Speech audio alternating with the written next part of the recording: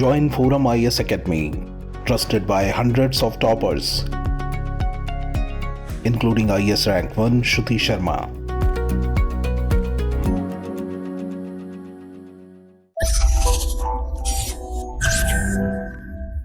Hello everyone, welcome back to forum learning Hindi. आज the Hindu से मैं 3 टॉपिक्स लिए डिस्कशन के लिए।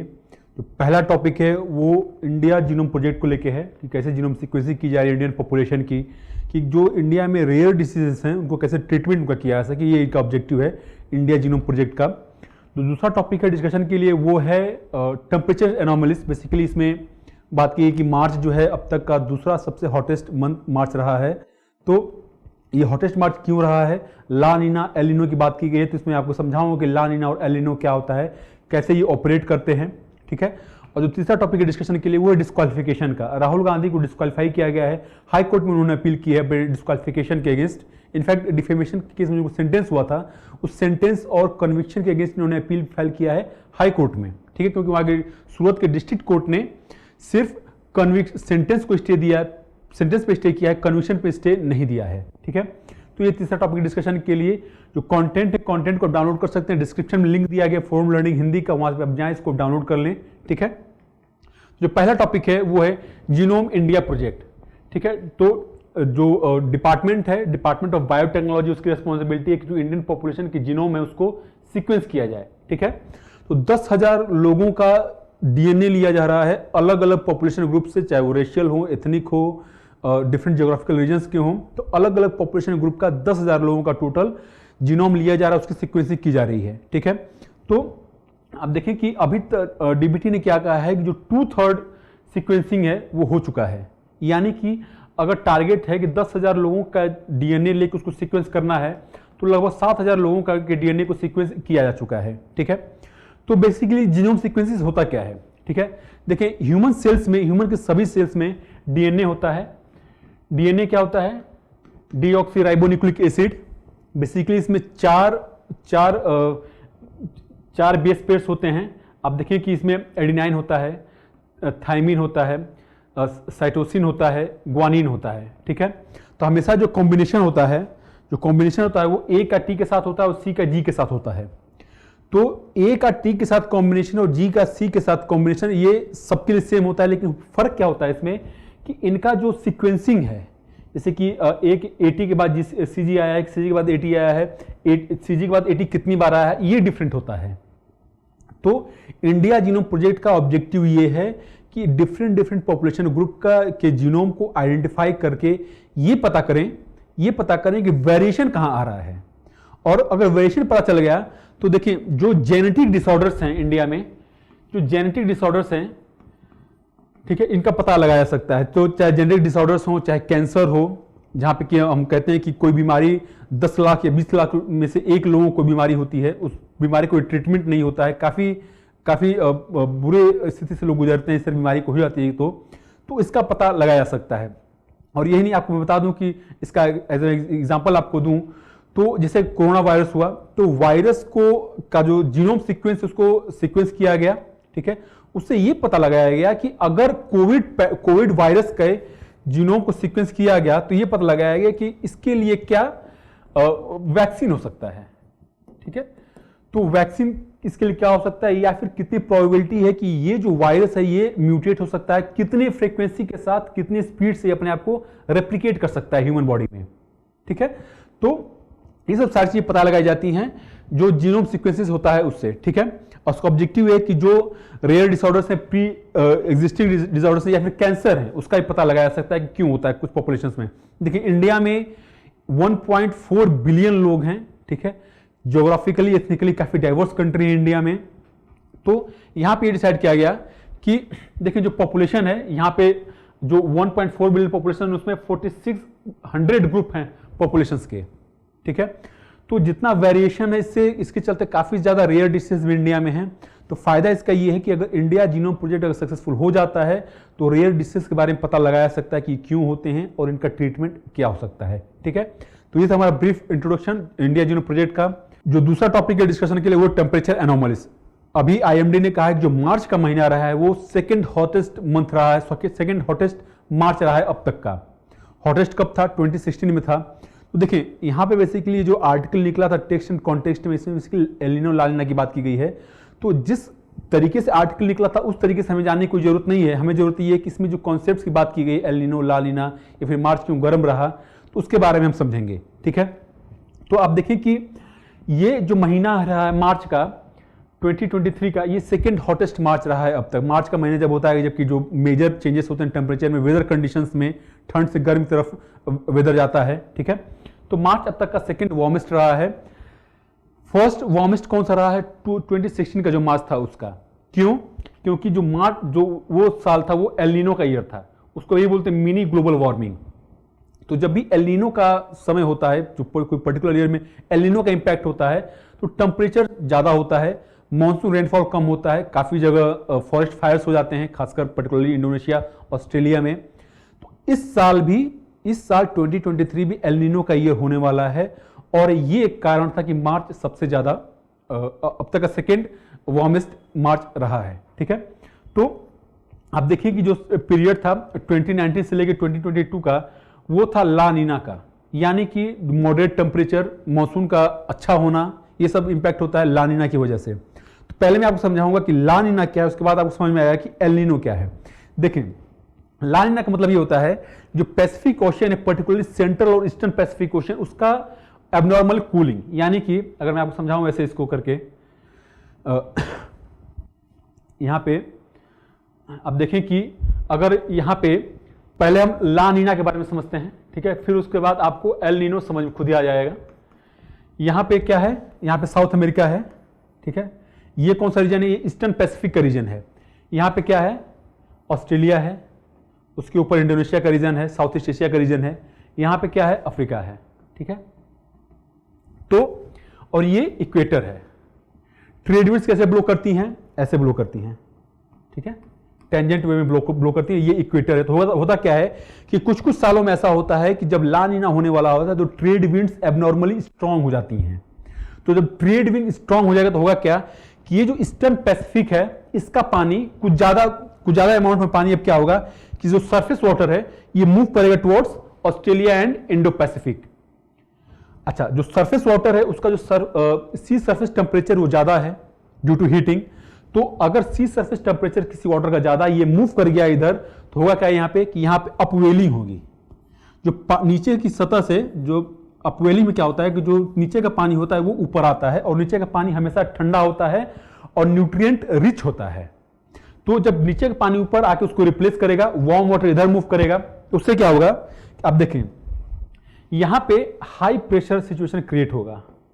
ठीक है, हाई प्रेशर, गर्म वाटर यहां पे आप पानी यहां पे आ गया है, इससे क्या होगा? यहां पे लो प्रेशर सिचुएशन क्रिएट होगा, क्योंकि गर्म पानी है, इवेपोरेशन होगा, ऊपर की तरफ मूव करेगी हवा, तो यहां पे लो प्रेशर सिचुएशन क्रिएट होगा। ठीक है, तो यहां पे अगर लो प्रेशर है यहां पे, तो हवा ऐसे ऊपर की तरफ जाएगी, ऊपर की तरफ जाके वो फिर दूसरे डायरेक्शन में जाएगी, एक आर्म इसका इधर आएगा और आके दोबारा यहां पे सिंक करेगा। ठीक है, तो यहां पे सिंकिंग हो रहा है, यहां पे अपराइजिंग हो रहा है एयर का। अच्छा, अब देखिए होता क्या है कि ये इसका कनेक्शन है इंडियन मॉनसून से भी। यहां पे अफ्रीका है, यहां पे मेडागास्कर है, यहां पे एक रीजन इसको बोलते हैं मेडागास्कर हाई। मेडागास्कर हाई मतलब कि हाई प्रेशर कंडीशन यहां पे रहता है। मेडागास्कर हाई का कनेक्शन है इंडियन मॉनसून से। अब देखिए अगर यहां पे इंडिया है, ठीक है, तो यहां पे तिब्बत है, तिब्बत पे क्या है? लो प्रेशर है। नॉर्थ इंडिया तिब्बत पे लो प्रेशर है due to heating of the sun. Low pressure की वजह से क्या हो रहा है कि हीट जो हवा है ऊपर की तरफ उठ रही है, और हवा ऊपर की तरफ उठ रही है तो उसका जो मेजर आर्म है वो जाता है टुवर्ड्स मेडागास्कर हाई प्रेशर। ठीक है, मेडागास्कर पे आके फिर यहां पे सिंक करता है। ठीक है, तो एक जो तिब्बतन और नॉर्दर्न इंडिया से जो हवा ऊपर की तरफ उठ रही है वो आ रही है टुवर्ड्स मेडागास्कर हाई प्रेशर, और ये जो इसका एक आर्म है जो लो प्रेशर है अलोंग ऑस्ट्रेलिया एंड इंडोनेशिया, ये भी एक आर्म इसका आ रहा है टुवर्ड्स मेडागास्कर। ठीक है, तो होगा क्या? अच्छा, अब देखिए, अब यहां से हवा ऊपर की तरफ उठ रही है, तो होता क्या है कि जो मेडागास्कर पे हवा सिंक होती है वो नीचे से फिर मूव करती है टुवर्ड्स। अब देखिए ये मैं बात कर रहा हूं जो ऊपर ट्रोपोस्फेयर में ऊपर हवा आ रही है, अब जो नीचे की हवा है वो तुरंत वो जाएगी फिर टुवर्ड्स इंडियन सबकॉन्टिनेंट, और ये क्या है? ये मॉनसून विंड है। ठीक है, तो जितना ज्यादा यहां पे हवा सिंक करेगा उतना ही स्ट्रॉन्ग मॉनसून विंड्स होंगी। ठीक है। अच्छा अब देखिए मॉनसून विंड्स और स्ट्रांग कैसे होंगी, जब यहां पे लो प्रेशर है तो लो प्रेशर यहां से हवा ऊपर मूव कर रही है, एक आर्म इधर आ रहा है, एक आर्म इसका इधर जाएगा। तो जब एक आर्म इधर इसका जाएगा और जाके फिर भी यहां पे सिंक करेगा वो, मतलब कि जो तिब्बत से और नॉर्दर्न इंडिया से एक हवा आ रही है, एक हवा आ रही है ऑस्ट्रेलिया इंडोनेशिया के कोस्ट से यानी वेस्टर्न पैसिफिक से, ये दोनों मर्ज होके सिंक करेंगे मडागास्कर हाई पे, और फिर ये फर्दर जो मॉनसून विंड्स हैं ये इसको स्ट्रांग करेंगी।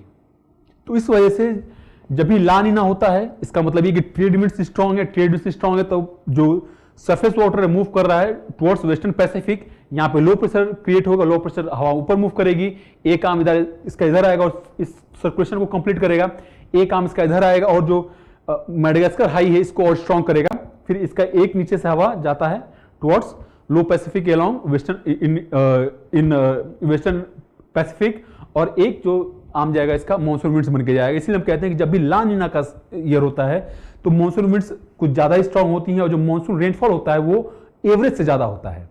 ठीक है, तो ये थी बात ला नीना की। अब इसी में मैं देखता हूं आपको कि एल नीनो क्या होता है। ठीक है, अब बात करें हम एल नीनो की।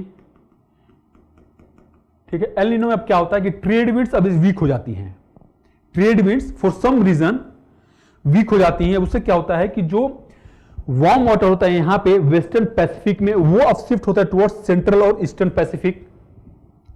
फाइन, तो जब यहां पे लो प्रेशर अब वीक होगा, यहां का हाई प्रेशर अब वीक होगा, यानी कि यहां पे अब लो प्रेशर सिचुएशन क्रिएट हो रहा है और पूरा ये सर्कुलेशन उलट जाएगा, ऐसे हो जाएगा। ये पहले इस डायरेक्शन में जा रहा था, अब ये ऐसे जाएगा।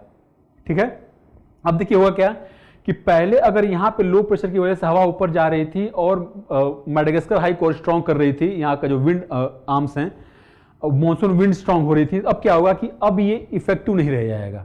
इट मींस कि अगर यहां का लो प्रेशर मॉनसून विंड्स को स्ट्रांग कर रहा था, अब ये स्ट्रांग नहीं करेगा, अब ये वीक करेगा, क्योंकि यहां पे एयर का सर्कुलेशन अब उल्टा हो गया है। तो एयर की सर्कुलेशन उल्टे उल्टे हो जाने से होगा क्या कि मॉनसून विंड्स वीक हो जाएंगे, और मॉनसून विंड्स अगर वीक होंगी तो इंडिया में जो रेनफॉल है वो बिलो एवरेज होगा। ठीक है, तो ये था कॉन्सेप्ट एल नीनो और ला नीना का, और 2023 एल नीनो का ईयर होने वाला इसी वजह से जो मार्च अब तक का हॉट सेकेंड वार्मेस्ट मार्च रहा है, और एल नीनो जब भी होता है तो जो रेनफॉल होता है वो काफी कम होता है। तो हालांकि जो साइंटिस्ट हैं, जो ऑब्जर्वर्स, उनका ये भी कहना है कि जो एल नीनो इस बार का इम्पैक्ट होने वाला है वो कम होने वाला है। अब एल नीनो ईयर है लेकिन एल नीनो का इम्पैक्ट कम होगा, क्योंकि आईएमडी ने कहा है कि जो मॉनसून रेनफॉल है उसमें सिर्फ 4% की कमी आएगी। तो ऐसा क्यों है कि अगर भले ही एल नीनो ईयर है लेकिन मॉनसून पे इम्पैक्ट नहीं पड़ेगा, क्योंकि सिर्फ 4% रेनफॉल में कमी आएगी। और ये कैसा क्यों होगा, क्योंकि जो एल नीनो है, एल नीनो का इफेक्ट कब आएगा, कब पता चलेगा, वो जब आधा मॉनसून का पीरियड बीत जाएगा तब जाके एल नीनो का इंपैक्ट देखने को मिलेगा। ठीक है, तो एल नीनो आएगा अप्रैल में, जून में ना आके अगस्त सितंबर में एक्टिवेट होगा एल नीनो। ठीक है, तो ये पहला रीजन है कि एल नीनो की वजह से रेनफॉल पे ज्यादा इंपैक्ट नहीं होने वाला है। दूसरा है कि positive face of Indian ocean dipole. ये एक इंडियन ओशन डाइपोल एक अलग कॉन्सेप्ट है, मैं आपको ब्रीफली बता दे रहा हूं कि इंडियन ओशन डाइपोल जब भी पॉजिटिव होता है तो जो अरेबियन सी होता है वो वार्म होता है। तो अरेबियन सी और अपने एवरेज से ज्यादा वार्म होता है, सरफेस टेम्परेचर है वहां का, और जब सी सरफेस टेम्परेचर अरेबियन सी में वार्म है, एवरेज से ज्यादा है, तो होगा क्या, इवेपोरेशन होगा, लो प्रेशर क्रिएट होगा।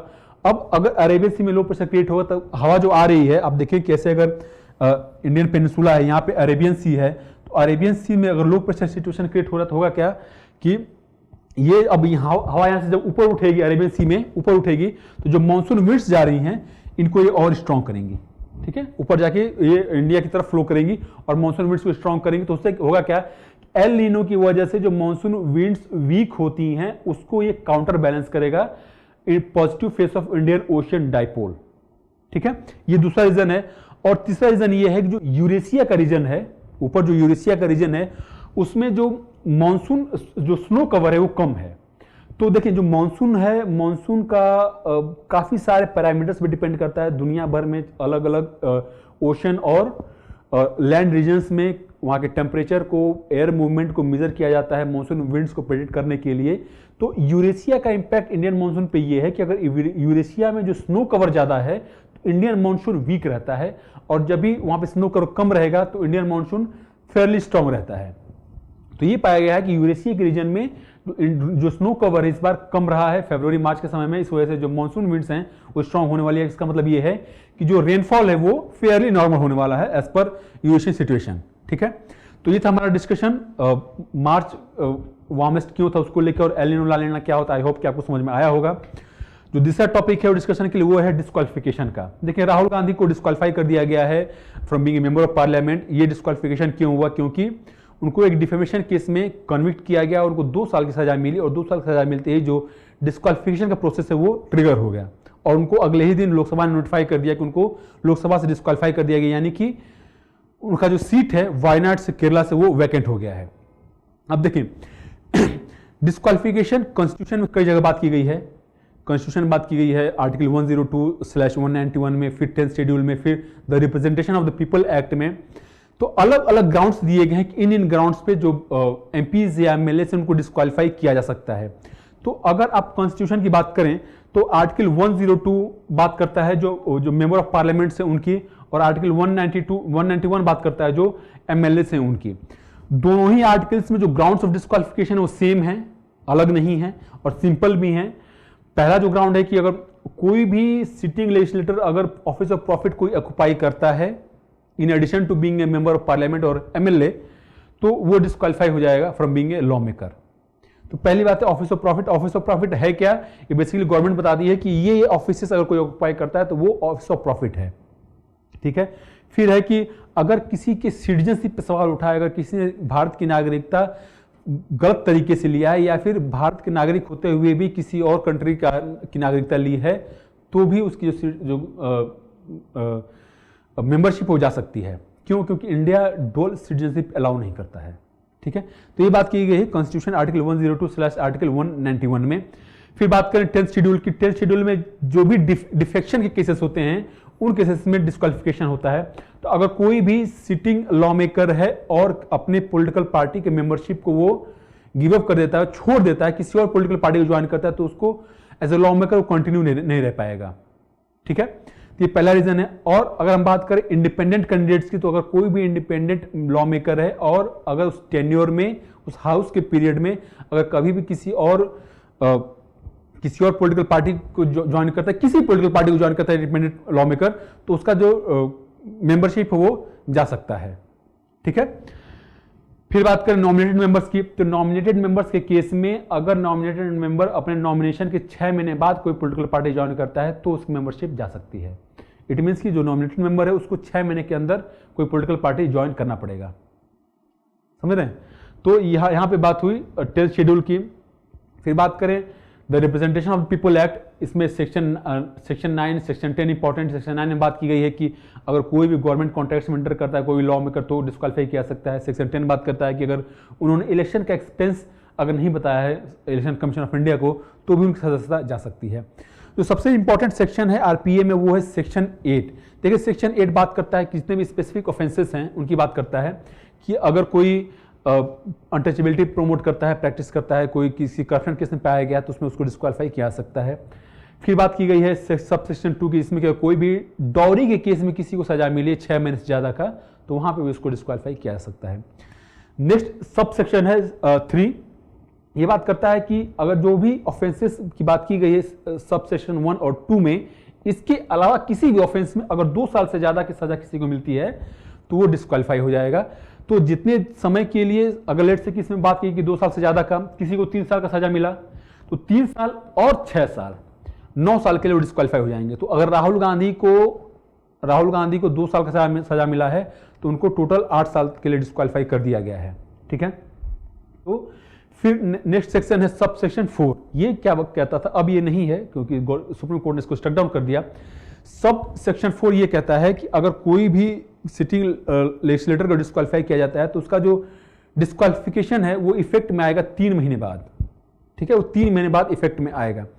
तो यहाँ पे फर्क किया गया था कि देखें जो जितना भी डिस्क्वालिफिकेशन के प्रोविजंस हैं ये ऑर्डिनरी सिटीजन पे भी लागू होते हैं और सिटिंग लेजिस्लेटर्स पे भी लागू होते हैं। तो ऑर्डिनरी सिटीजन को इमीडिएट इफेक्ट से डिस्क्वालीफाई किया जाता था, लेकिन जो सिटिंग लॉ मेकर्स थे उनको 3 महीने बाद उनका डिस्क्वालिफिकेशन ऑपरेट होता था। तो बेसिकली उनको 3 महीने का समय मिलता था कि वो अपने केस को वो अपेलेट अथॉरिटी में जाके अपील कर सके, वहां से स्टे ला सके अपने कन्विक्शन और सेंटेंस पे, और अगर उनको स्टे मिल गया तो उनका जो मेंबरशिप है वो कंटिन्यू रहेगा, उनको डिस्क्वालीफाई नहीं किया जाएगा जब तक वो जो अपेलेट अथॉरिटी उस केस पे डिसाइड नहीं कर लेती है, ठीक है। लेकिन इसी को लिली थॉमस केस में चैलेंज किया गया। जो पेटिशनर्स थे उनका कहना यह था कि ये जो सब सेक्शन 4 है ये एक तरह से it's a violation of article 14 right to equality. क्यों फर्क किया जाए ऑर्डिनरी सिटीजन्स और सिटिंग लेजिस्लेटर्स में, पहली बात। दूसरी बात यह है कि उन्होंने ये कहा कि पार्लियामेंट के पास ये अथॉरिटी ही नहीं है कि सब सेक्शन 4 जैसे क्लॉसेस को इसमें ऐड किया जाए। पार्लियामेंट सिर्फ ये कर सकता है कि एडिशनल ग्राउंड्स बता सकता है कि इन ग्राउंड्स पे लॉ मेकर्स को डिस्क्वालीफाई किया जाएगा, और सिर्फ जो डिस्क्वालिफिकेशन उसको डिले नहीं कर सकता पार्लियामेंट। सुप्रीम कोर्ट ने एग्री किया, सुप्रीम ने कहा भी कि पार्लियामेंट के पास मैंडेट नहीं है कि जो डिस्क्वालिफिकेशन वो 3 महीने की उसको डिले कर दे, सिर्फ ग्राउंड्स ऐड किया जा सकता है। तो इन्हीं रीजंस के चलते सुप्रीम कोर्ट ने उसको स्ट्रक डाउन कर दिया। It declare that this provision is ultra violates the constitution, और ultra violates the constitution means ये अभी नल एंड वॉइड हो गया।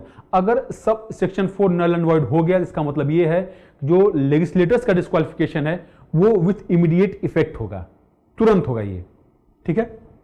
तो अब जितने भी लॉ मेकर्स को डिस्क्वालीफाई किया जाता है तो उनके पास टाइम नहीं होता है अपील करने का, वो उनको इमीडिएटली डिस्क्वालीफाई किया जाता है। हालांकि वो अपने केस अपेलेट अथॉरिटी में लेके जा सकते हैं। सुप्रीम कोर्ट ने आगे क्लैरिफाई किया लुक परी केस 2018 में कि अगर जो अपेलेट अथॉरिटी है, हायर कोर्ट है, अगर वो सेंटेंस और कन्विक्शन पे स्टे देता है, तो सेंटेंस कन्विक्शन पे अगर वो स्टे देता है तो उसकी जो डिस्क्वालिफिकेशन वो रिवर्स हो जाएगी, या फिर उसको बायजत बरी कर दे कि वो उसको किसी भी तरह का सेंटेंस उसको दे ही ना, यानी कि वो केस जीत जाए। इन केसेस में भी उसका जो डिस्क्वालिफिकेशन वो रिवर्स हो जाएगा, ठीक है। तो ये प्रोविजंस थे डिस्क्वालिफिकेशन के, और यहां पे हमारा जो एडिटोरियल डिस्कशन है वो खत्म होता है। Thank you very much.